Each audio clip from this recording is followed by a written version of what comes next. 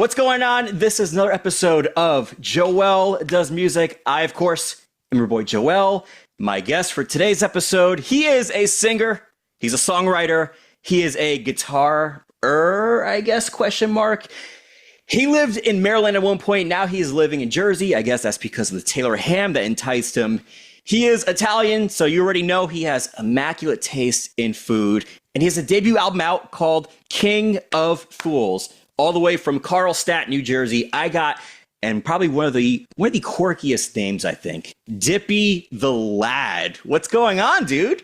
I am very, very awesome, especially after that intro, man. Thank you so much. Oh, dude, trust me, the pleasure is all mine. I'm just happy to have you on the show, really trying to get to know you. And who is the person behind Dippy the Lad? Because when you hear that name, it kind of tickles your brain. You're like, wait a minute. Is that the actual name I just heard? Yeah, no, I believe me, when I first heard it, I thought the same thing. The name really came out of a party. I was out with my friends, and one of my buddies was trying to get my attention. And my first name is Nick. So growing up, I've always just had a bunch of like classmates, coworkers, family members, even with the name Nick, you know what I mean? So I knew when I wanted to start doing this solo music thing, I didn't want to just be another Nick, because, you know, there's Nick Carter, Nick Jonas, and all that sort of stuff. So, you know, I wanted to, put myself in a different kind of a thing than that. So, one day I was hanging out with my friends, and one of my buddies looked at me, was trying to get my attention, and he went, "Hey, Nick," and naturally 20 dudes turned their head and stuff like that. And he was like, "No, I'm not talking to y'all. I'm talking to Dippy the Lad." And he pointed at me, and it was such a, like you said, like a weird combination of words. You never would think to hear that all in one sitting, but it just stuck. And I obviously it comes from my last name, which is DePietro, which is a long Italian name that nobody can pronounce or spell. So, you know, he got it from that. But, I thought it was such a funny, weird, in the moment kind of thing. And I just decided to roll with it. And I looked it up. There's nobody else with that name. So I thought I would, embrace the difference more than anything. See, that's the funny part about your name, Dippy the Lad, because you didn't create it at all. It was just given to you because, like you were just saying, there were so many Nicks in your friend group. Like, have you ever seen the movie Big Fat Greek Wedding? I have, yes. One of my favorite movies. Yes. I love that movie. So right away, when I was watching your interviews, trying to figure out how the hell did you come up with this name, like it reminded me of that scene at the restaurant. They were like, "This is Nick, Nicky, Nicholas, and Nick." I was like, that is hysterical. That's been my whole life, man. It's definitely a relatable movie for me like that. My wife is Greek, actually. So that whole franchise is, very close and dear to our hearts. And, a lot of it is, very relatable, to say the least. So, that's awesome, man. Oh, no, absolutely. And with your last name, like, I understand difficulty in pronouncing it at times, but right away, because I am currently living with my Italian girlfriend. So one of the perks of dating an Italian woman is that you pick up on the pronunciation of certain words. Right away, I read it and I was like, oh, DePietro. Man, that's like, it comes like butter to you. You know what I mean? Like, not many people can say that. And, it's just, when you're with the Italians, you pick up stuff, to say the least. And how it is, with any culture, you know what I mean? When you're just exposed to that so much, you pick up on that stuff. And it's a beautiful thing. You know what I mean? Oh, it sure is, 100%. But let's get to know Dippy the Lad / Nick DePietro more. So you used to live in Maryland at one point. Were you in Annapolis, Maryland originally? So I'm originally from Davidsonville, Maryland. That's about like 15 minutes away from Annapolis. I usually say I'm from Annapolis because nobody knows Davidsonville at all. But it's a very nice, quaint little suburb kind of area, good mix of like farm life as well as like, cul-de-sacs and stuff like that. So that's a little bit of the scenery that I grew up in. And I would frequent Annapolis a lot because they just had so many places for artists to go. You know what I mean? I think the state of Maryland in general is just so artist friendly because there are venues, there are recording studios, there are music stores, there are open mics, there are shows you can book. There's so many different places that you can go to, and Annapolis was not shy of that. You had places like Tsunami, you had places like the Metropolitan, the Whiskey, not the Whiskey a Go-Go, but there was a Whiskey in Annapolis as well. I really cut my teeth as a musician in that scene more than anything. I also went to Baltimore quite a lot, so Annapolis and Baltimore are two very important cities to me and my upbringing as a musician. Just going to shows, playing shows, and yeah, just feeling the good vibes that was, the music community in Maryland. It's very strong and very, very motivating. Now, when you were in Maryland, you got your start playing in bands. Did you start off with being the singer, or were you playing guitar, or were you doing a little bit of both in those bands that you were in? I was only singing, yes. So I've been really just a singer and a lyricist most of my career as a musician. So that's kind of why I wanted to take Dippy the Lad in such a full creative control kind of aspect. You know what I mean? For me, all the music that I'm writing is coming from me specifically. I'm writing the lyrics, singing the songs, writing the guitar parts, arranging the drums and bass on GarageBand. And, I just really wanted to use this project as a way of just doing everything, because I've just been, incapable of contributing like that to other bands that I was in the past. Just because, I never really had a lot of time to sit down with an instrument, take lessons and stuff like that. I was really thrown into singing by, the theater department in high school. You know what I mean? I learned as I went, and I feel like I've just experienced as a way of learning, as opposed to like the traditional, lessons and finding, professionals to, sit down and really dissect stuff with. So I've just always been a doer, and I think it's definitely a fun way to learn your instrument. But definitely started off as a singer to start off with. That is such a DIY approach. Like, you pretty much were just learning your craft as you kept going with the experience. You pretty much pulled a Dave Grohl. Like, you are all in charge of the music that you're writing and recording. Do you find it to be a little stressful at times, or is it pretty much a situation where you're comfortable because there are less cooks in the kitchen? It's a balance of both. Yeah. It's definitely stressful, more so in terms of outside of songwriting. You know what I mean? When it comes to booking shows and, putting together the social media as well, that's all me too. You know what I mean? I don't have a management team. I don't have, anyone else really doing that besides myself. And I wanted that challenge. It is overall a challenge, but the fulfilling thing is the reward after it all. You know what I mean? I'm somebody that believes in the mentality of, if you work hard, you can get anything done. You know what I mean? It may take a while, and depending on your resources and stuff like that, you just got to be resourceful. And I've learned to do that more than anything in music, because you never know what can happen. You know what I mean? There can be, shutdowns, there can be, all sorts of different, inclement weather and all these sort of things, just little things and big things. And you just got to roll with the punches. And I believe, the more that we experience, the more that we learn. And, just by doing is the best and most memorable way. I mean, I've had so many great memories just by, messing up on stage and learning something, or, having a really good moment and saying, let me do that more often, or maybe this less often. You just, when you throw yourself into the pool, you learn how to swim eventually. And I've thankfully, learned how to swim, up to this point. You know what I mean? You are a philosopher, man. Nailed it. Seriously. I'm not a philosopher. I'm a communications major. That's what it is. I know how to speak. I know how to speak in a way that I can get with people and understand things a little bit. So I appreciate that, man. You're a blessing of a host. I really appreciate. Dude, stop! You're making me chuckle. Hey, you did the research. I mean, I got to give you your flowers, man. We got to give each other the flowers when we can. There we go. Give each other flowers. I mean, it's crazy. We have two communications majors in this conversation right now. That is wild. Okay. Real recognize real. That's what it is. For man. real, dog. It's a great thing, man. Wow. It's a beautiful thing. And speaking of beautiful thing, after you gained that experience fronting bands, you decided to go solo. For some people, that's not an easy decision to make. Some people get comfortable with it. They're like, all right, I've gained enough skills. I have the knowledge. I'm good to go. I got this. But for some, it is really terrifying and daunting. What made you decide to go solo? It was mainly the pandemic, honestly. I was in a band during the pandemic. I was putting out music with a band called the Vibesmen. We were like a reggae rock, kind of like hip hop kind of like thing. So, like Sublime 311, that kind of stuff. So we were together for a number of years, putting out music, playing shows and all that sort of stuff. And then the pandemic hit, and we were all forced to, lock down, stay in our homes. And with that, my wife is actually a musician as well. So she's been self-produced for a number of years. Her name is Leah B. She's a very awesome singer-songwriter. And she makes all of her music on, GarageBand, a lot of, DIY stuff at home. And she's, through the pandemic, she released like a bunch of music on her own. And I just thought it was so inspiring. And and she just taught me so much, and would show me her process of putting out music, and the process of that.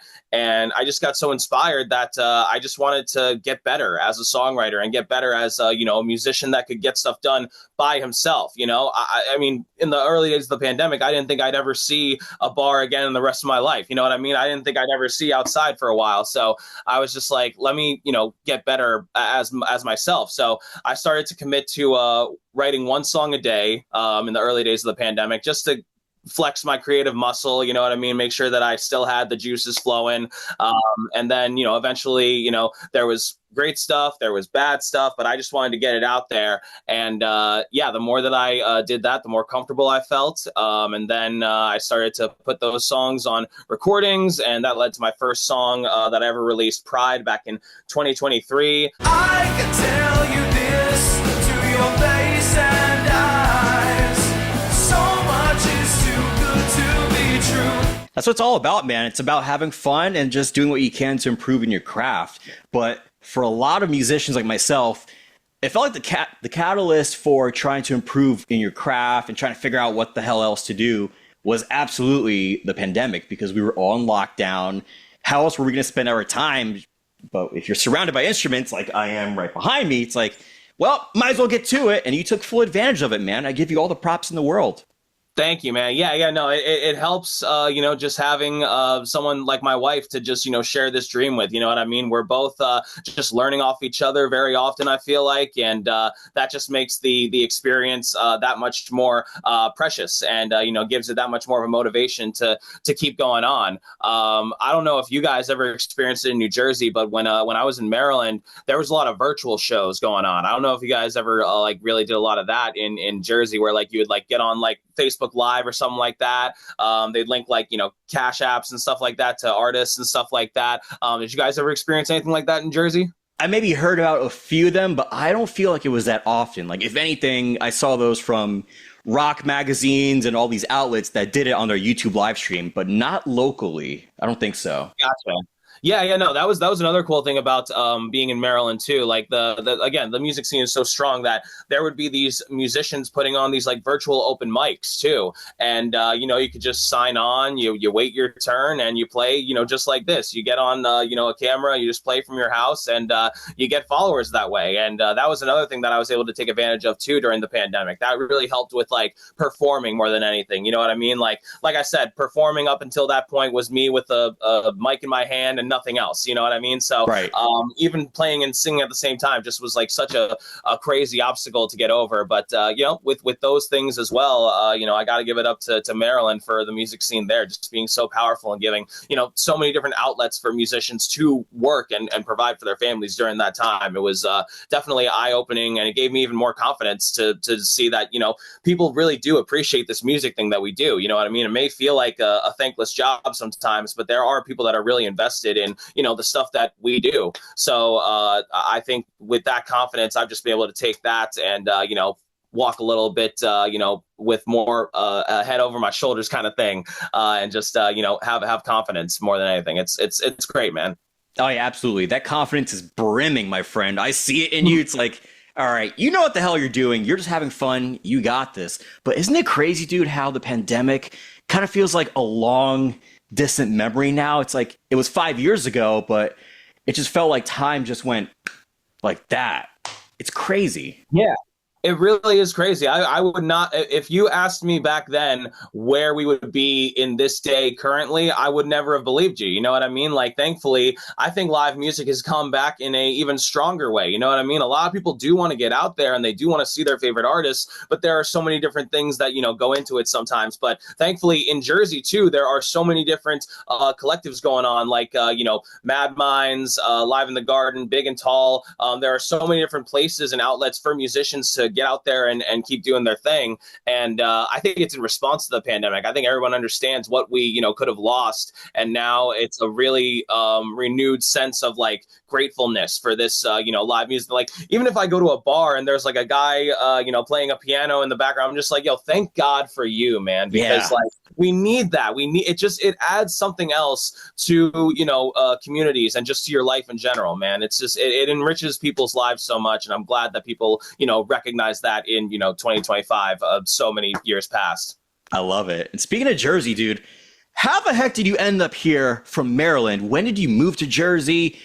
How has life been as a Jersey transplant? Oh man, it's definitely comfortable now. You know what I mean? It definitely was a culture shock at first, a little bit, going to different places, and it was interesting. I will say, my wife is from Jersey originally, Leah B. So we were living in Maryland during the pandemic. We were living in Baltimore while I was finishing college, and eventually, we were up there, and we had had enough of Maryland pretty much. It was time to have a different change of scenery and pace, and eventually I was looking online for jobs, and I found a job in the cannabis industry, believe it or not. And that brought me down here to work in that field, and get to be a part of the then medical, but now recreational and medical sort of side of things. So that brought us here, as well as family. You know what I mean? All of my wife's side is pretty much down here, so we have a lot of awesome friends and family to just go to in terms of celebrating, or if you need help or something like that. We got a great family down here pretty much, so that made it that much more comforting to be here. And with it being so close to New York, obviously it brings those kind of opportunities too for us. It seemed like it was still gonna be a poppin' kind of a place, because obviously there are places like the Stone Pony, there are places like PNC Art Center, all that sort of stuff that still really do prioritize live music and stuff like that. So that made it a lot more of a comfortable transition as well. We just noticed at some point that we could do this music thing anywhere, and thankfully it brought us to Jersey, where it's very much alive and well. So I'm thankful for the move, and no regrets. Wouldn't have changed a thing. Well, I'm glad to hear that you're loving it in Jersey. I thought maybe the Taylor ham, the existence of it, pulled you in. You were like, you know what? I got to come for this delicacy. I'm trapped. Man, dude, when I started to get into arguments with people about that, it was deadly, man. They were they were about to some people were I bring it up and they're like, yo, let me get my tire iron from my car so that you know what it is. You know what I'm saying? People get crazy about it here, but yeah. Either way, I love it. It tastes great. You know what I mean? That's the biggest thing. So I definitely consume a lot more Taylor hams nowadays than I did in the past. So I'm fully converted, man. All hail. You know what I mean? Hell yeah, dude. But you gotta be careful though, because you could accidentally start a civil war. Depending on where you are in Jersey, it's either Taylor ham or pork roll. If you're in the wrong geographical area in Jersey, you're gonna start that civil war, buddy. Yeah, no, exactly. That's why I usually get them from Wawa, so I can just see it right there, and I'm just all right, I'll just take this, scan it, and be out of my way. You know what I mean? I don't let anyone see it. I just I get in, I get out. So that's just how it has to go sometimes. And if I see it on the menu, I'm just gonna say it on the menu. You know what I mean? I can't. No one can get mad at that. I'm following the rules. I'm a rule follower. I'm sorry. It's rock and roll, but I also follow the rules. That's what it is. You know what? Sometimes you gotta play it safe, and when it comes to food, especially Taylor ham or pork roll, play it safe, man. You don't want to start that beef. You don't. Dude, honestly, hey, if you got any recommendations for the best, I'll take them, man. That's what it is. Oh, brother, I can DM you so many recommendations for days. I got you. Please. I need the feedback. You know what I'm saying? I go off of people's feedback, so I'm trusting you with it, man. Hell yeah. I got you. Let's talk about the music scene a little bit. So when you moved to Jersey and shows started to open up, you went out to shows. How did the Jersey scene compare to what you went through in Annapolis and Baltimore? How would you compare the music scene? That's a great question. I will say, in my experience in Maryland, I was in bands, so naturally I was hanging out with a lot more bands and, playing in a bunch of different, genres and stuff like that. So I think the biggest thing for me was seeing that, at least for me and where I'm at in North Jersey, there's not as many bands around compared to Maryland, from what I've seen. You know what I mean? I remember when this is funny actually. I went to an open mic at Mad Minds. Mad Minds did an open mic at the Underground in Somerville, and I checked out the place, and one of my buddies, Just 6 Hours, who's another New Jersey musician, he got up to do the open mic, and he's a guitar player and singer like me, so he was ready to perform, and he needed a mic stand, and they were like, oh, let's go find a mic stand. Like they didn't have one already ready up there, which I thought was very interesting because, a majority of the Mad Minds, crowd especially, is a lot of like hip hop, R&B acts, just a lot of like solo musicians in general. So you don't really need a mic stand as often. Whereas like in Maryland, every open mic I would go to, they would have like, mic stand. You'd see like 10 different guitar players and singers, sometimes duos and stuff like that. So I guess that was the biggest difference more than anything, in Maryland, the open mic and like the overall music scene that I was more accustomed to were the musicians, the people who were, lugging a bunch of gear and, really relying on live instruments for all the music being played. Whereas Jersey, there's a lot more of the, self-produced, there are producer, singers and rappers and all that sort of stuff. So there's variety in both scenes, I will definitely say, and both scenes are very motivated. I've learned so much about community from both of them, and both just have that DIY spirit. That's very, very encouraging. But yeah, I guess I experienced more bands in Maryland as opposed to Jersey. I don't know if you've noticed the same thing or anything like that. I was heavily involved in the music scene back in high school. Nowadays, not so much. Like I think like the heaviest I've been involved was my 30th birthday show at Big and Tall and going to like their Halloween shows and I saw playing. That was really dope, by the way. Dude, it was amazing. Very stressful, but it turned out to be fantastic. But I feel like earlier, like early 2010s and the rest of the decade, maybe until like 2016, 2017, you had post-hardcore, like crabcore bands, like those metalcore bands. There was pop punk. There was easycore. There was emo. There was alternative. I feel like that's dwindled a lot, but as far as like what's still around, you have at least alternative and indie. Like those two genres have the biggest presence, in my opinion. Metalcore, I feel like it depends where in Jersey. Like it's still rough to gauge, but I would say alt and indie, those are two of the strongest presence nowadays. Yeah, no, I can definitely see that as well. And I feel like maybe something with the pandemic also had an impact on that. You know what I mean? A lot of people probably did learn how to do production and, learn how to, get music from different ways. You know what I mean? It's it could be something with like the times as well. But yeah, I mean, I definitely see a little bit of everything still in Jersey. I mean, I see, reggaeton. I see, I see hip hop. I see, some screamo bands. I see, still a great variety in Jersey. I guess it's like more like just solo material from a lot of folks than anything else. But I still enjoy it. I mean, there are still some awesome artists out there like AKA Suge, as well as Jack WD and all sorts of other cool folks who put out some really cool music. And it's not necessarily my genre. I consider myself more of an indie rock artist, and I just love waving that flag because I still see it every once in a while. But I think the world could always need more rock and roll. I guess that's the best hill that I'll stand on, is that the world could use more rock music. No, dude, I agree with you 110%. But since we're talking about really good music, somebody dropped their debut album this year. King of Fools, dude. Congratulations. That? I don't know. Some guy named Dippy the, Vlad, Clad. I don't know, man. Sounds like a handsome fella. He does. He sounds like he has great taste in Italian cuisine, I mean, hey, one can only hope, you know what I mean? But congratulations, dude. What was that experience like, writing the music, recording it on your own? Was it rewarding? Was everything you thought it would turn out to be? It ended up better than I thought it would be, for sure. I've been saying that I've been on this kind of wannabe tour since like I dropped it back in July, I think it was June, July, early in the summer, because around that time I got to perform on the Mad Mind stage, and I actually won Performance of the Night when I performed my song Rosebud, one of the singles.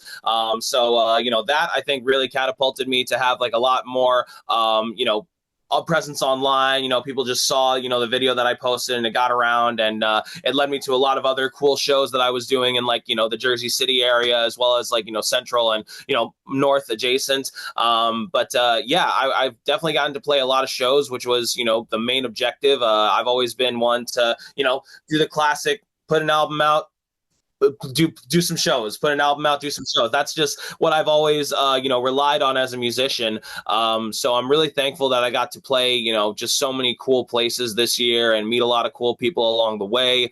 So that part was really rewarding.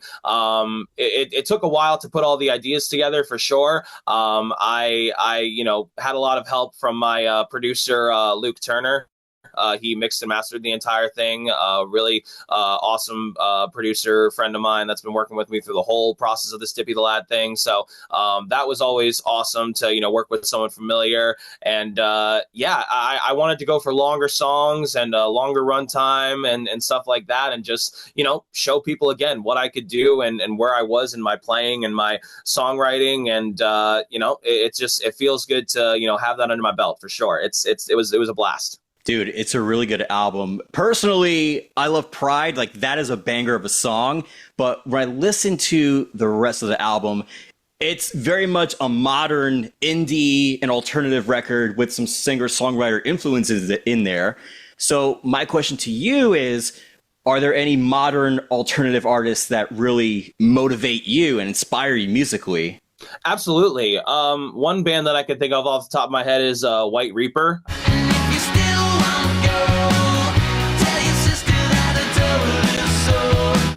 They put out a big song a couple of years ago, and ever since then I've just been hooked on them.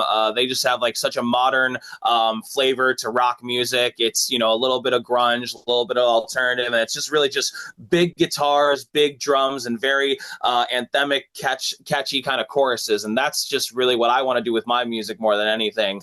So White Reaper is definitely a big influence on me. That's the most modern influence. I draw from a lot of like early 2000s music for my personal music, like you know, a lot of My Chemical Romance. Actually, I see you got that poster on the back right there. Yeah. That was a killer show in that life. Oh my god, I'll never forget that. Amazing. It was insane. So yeah, they are a big influence for me, as well as like Mumford and Sons, Neon Trees, all those kind of like, you know, early 2000s kind of like rock music that was coming out that was more like alternative, folky kind of stuff. Those are the kind of bands that I draw a lot of inspiration to for like my writing, especially like my guitar parts and, you know, the choruses and stuff like that. So yeah, those are a few of the you know, most relevant bands that, you know, pertain to my songwriting, if anything. Bro, that is the good stuff right there. My Chem, Neon Trees, Mumford and Son. Come on, dude.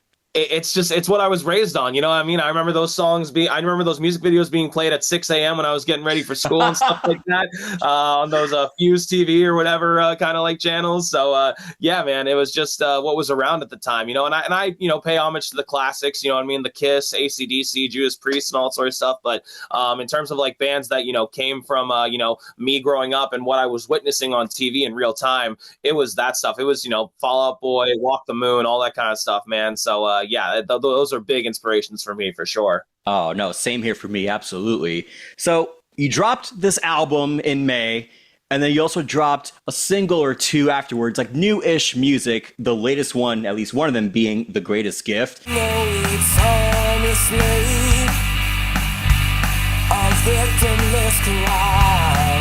I love how the main inspiration behind it was just love as being the greatest gift that anyone could ever receive. So don't say your wife has an answer, because that's an easy cop-out, my friend. Aside from your wife, who or what do you love the most? Oh, man. Besides my wife, that's a key thing right there. Yes.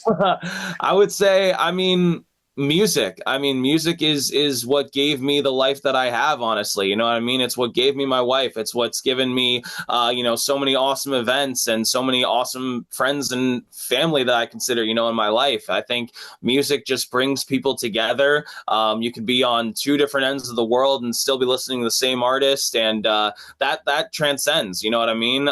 It's you know, I feel music that I can't even understand the words to. You know what I mean? It's a feeling. exciting. It's excitement. It's unity. It's everything that I think we should, celebrate in this world. So second to my wife, I mean, music, man. That's really what I'll always, find comfort in this world. Whether it's a big show at MetLife or some dude playing at a bar. You know what I mean? I appreciate it all because it all, enriches our lives in different ways, and you can really lead to, some really impactful moments in your life. So, that's it, man. Music is one of the greatest things for sure. Touching my heart over here, man. Wow. Let me ask you a difficult question then. Well, one that is as equally difficult as that one. What would you say is the greatest music venue in New Jersey as someone who's been living here for the past few years? Dude, oh my God. Oh man, what can I say? I mean, there's so many different places that come to mind, man. There's so many different places. Right off the rip, I got to give it up to Alpha Wave Studios. I mean, Alpha Wave Studios is definitely a great venue. They do multiple different things. They can record your music. They can do music videos. They can host open mics. They can do so many different things, and they give a lot of artists some really great stuff. Whether it's podcasting or music videos or just music performances. It's been very beneficial to me this year. I've really made a lot of friends out there, and the community that's always out there is just always very accepting. You could be a comedian, you could be a poet, you can be a dancer. It doesn't matter. You know what I mean? They really accept a lot of folks. And if you're in Whippany, New Jersey, definitely check it out. You know what I mean? It's definitely a great place, and they host some really fire events and offer great services. That is beautifully said, my friend. Dippy the Lad / Nick DePietro. Thank you for joining me on Joel Does Music, man. This was so much fun getting to know you. Hey, thank you very much, Joel. I appreciate you. I appreciate this show, and I appreciate everybody listening and watching. Thank you. Thank you again, man. Now, before I let you go and we go on through the rest of our day, where can people follow you on social media? What are you promoting? Tell everyone what you have going on and what you have going on in the near future. Absolutely. So you can find me as Dippy the Lad on all streaming platforms, whether it's SoundCloud, Apple Music, iTunes, the usual suspects. You can find me on there. I have a debut album out, King of Fools. Check that out everywhere. I have a show coming up in Yonkers, New York. I'm going to be playing December 6th at Beer Garden out there. So it's going to be an awesome night of music, the first Saturday of December. So, check it out if you guys need a really cool rock show to go to in the New York and surrounding area. And I got an exclusive little update for the Joel Does Music podcast right here. So here it is. I'm going to be, thank you. I'm going to be dropping my first ever live album, Dippy the Lad, live at Prototype 237. Was recorded at Prototype 237 in Paterson, New Jersey, and it was a very awesome time. Shout out to Alex and the rest of the crew there. It's just a little gift to everybody for the thankfulness that I feel for all the live shows that I've been able to play this year. I love live albums. I think they're a really cool thing you don't see too often nowadays. And there it is. Once again, Dippy the Lad, thank you so much for being a part of Joel Does Music. I am your man Joel from Joel Does Music, and as always, much love and good vibes. Peace!